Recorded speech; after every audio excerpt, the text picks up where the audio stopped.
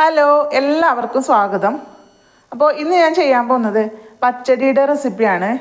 അപ്പോൾ നെല്ലിക്ക കൊണ്ടാണ് ഞാൻ ഇന്ന് പച്ചടി ഉണ്ടാക്കുന്നത്. അപ്പോൾ അതിനായി ഞാൻ എടുത്തത് ഒരു 10-15ഓളം നെല്ലിക്ക എടുത്തിട്ടുണ്ട്. നന്നായി കഴുകി വൃത്തിയാക്കിയിട്ട് എടുത്തിട്ടുണ്ട്.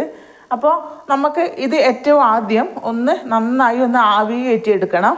അപ്പോൾ നമ്മൾക്ക് ഇഡ്ഡലി പാത്രത്തിൽ കുറച്ച് വെള്ളം വെച്ചിട്ട് നമുക്കിതൊന്ന് ആവി കയറ്റാൻ വെക്കാം. അപ്പോൾ ഇതാ ഒരു ഇഡ്ഡലി പാത്രത്തിൽ ഇച്ചിരി അല്ല, ഇത് ആവിക്ക് വേവാൻ ആവശ്യമായ വെള്ളം എടുത്തിട്ട് ഞാൻ അടുപ്പത്ത് വെച്ചിട്ടുണ്ട്. അപ്പോൾ ഇതെല്ലാം നമുക്ക് ഇതിലേക്ക് ഇട്ട് കൊടുക്കാം. അപ്പോൾ ഇത് നന്നായി വേവുന്ന രീതിക്ക് തന്നെ നമ്മൾക്കൊന്ന് ആവി കയറ്റി എടുക്കാം. ഇനി പാത്രം അടച്ചു കൊടുക്കാം. അപ്പോൾ ഇത് വെന്ത് വരട്ടെ. അപ്പോൾ നമുക്ക് നെല്ലിക്കയെല്ലാം വെന്തോന്ന് നോക്കാം. നെല്ലിക്കയെല്ലാം നന്നായി വന്നിട്ടുണ്ട്. നന്നായിട്ട് എല്ലാം 4 ഭാഗത്തെ കീറി താഴെ വീണിട്ടുണ്ട്. കണ്ടില്ലേ? അതിൻ്റെ ചുളയെല്ലാം താഴെ വീണിട്ടുണ്ട്.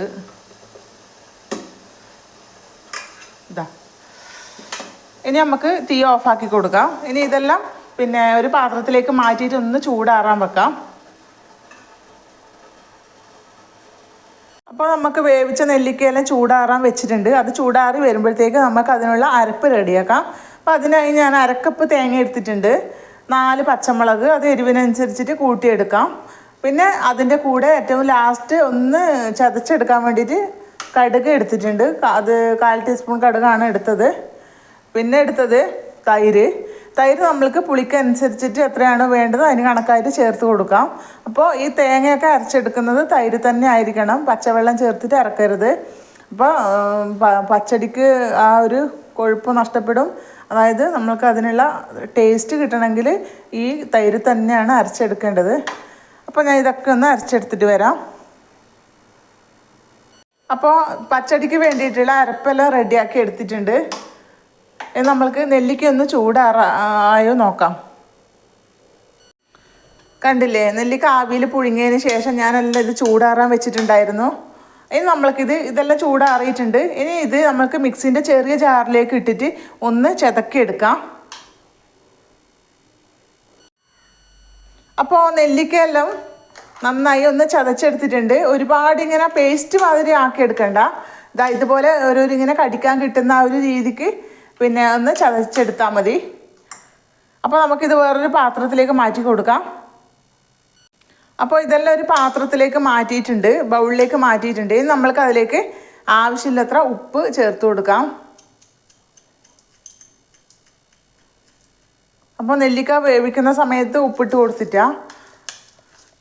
അപ്പോൾ ഇതിന് നന്നായി ഒന്ന് മിക്സ് ചെയ്തെടുക്കാം. ഇനി അതിലേക്ക് നമ്മൾക്ക് പച്ചടിക്ക് വേണ്ടുന്ന അരപ്പ് ചേർത്ത് കൊടുക്കാം.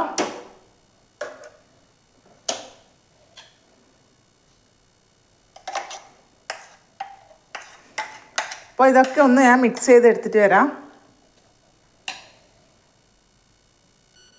അപ്പോൾ തേങ്ങയുടെ അരപ്പെല്ലാം ചേർത്തതിന് ശേഷം നന്നായി ഒന്ന് മിക്സാക്കി എടുത്തിട്ടുണ്ട്. അപ്പോൾ ഇച്ചിരി പുളിയുടെ കുറവുണ്ട്, ഞാൻ കുറച്ചും കൂടെ തൈര് ഒഴിച്ച് കൊടുക്കുന്നത്. അപ്പോൾ ഇതെല്ലാം ഒന്നും കൂടെ നമുക്കൊന്ന് മിക്സ് ചെയ്തെടുക്കാം.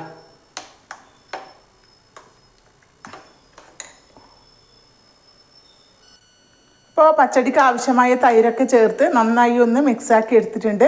ഇത്രയും മതി, അധികം വെള്ളമാക്കി എടുക്കണ്ട. ഈ ഒരു പരുവത്തിൽ കിട്ടുന്ന രീതിയിലായിരിക്കണം നമ്മൾ അരപ്പൊക്കെ ചേർത്ത് കൊടുക്കേണ്ടത്, തൈരും അരപ്പൊക്കെ ചേർത്ത് കൊടുക്കേണ്ടത്.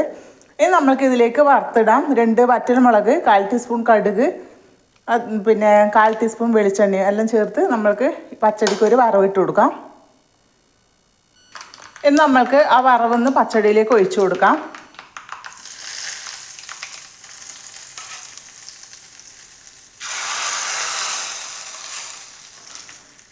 അപ്പോൾ നമ്മുടെ അടിപൊളി നെല്ലിക്ക പച്ചടി റെഡി ആയിട്ടുണ്ട്.